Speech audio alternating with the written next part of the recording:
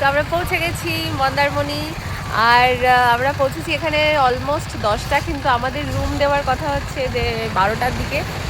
তাই আর কি করা যাবে, বাসের টাইম আমাদের আগেই ছিল, তো তাই জন্য এখন আমরা এই বাইরে একটু ঘোরাঘুরি করছি।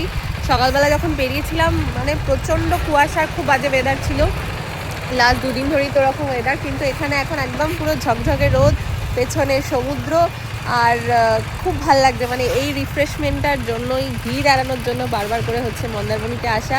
মিষ্টিও ওর হওয়ার পরে আমরা 2022-এ গেছিলাম, ওর তখন 11 মাস বয়স, দীঘা, সেটা ওর মনে নেই।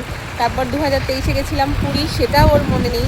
ওই ইউটিউবে ভিডিওগুলো দেখে বলে টুকটাক সমুদ্র কি জিনিস জানে, কিন্তু এখন এখানে সামনে থেকে সমুদ্র দেখে যে ও কি খুশি, লিটারেলি বোঝাবার মতো না। মানে একটু আগে পর্যন্ত ওখানেই ছিল, বিচ থেকে উঠবে না, এখনই গেল ঠামের সঙ্গে ওই পার্কে একটু দোলনা, মেরিগো রাউন্ড এগুলো চাপতে।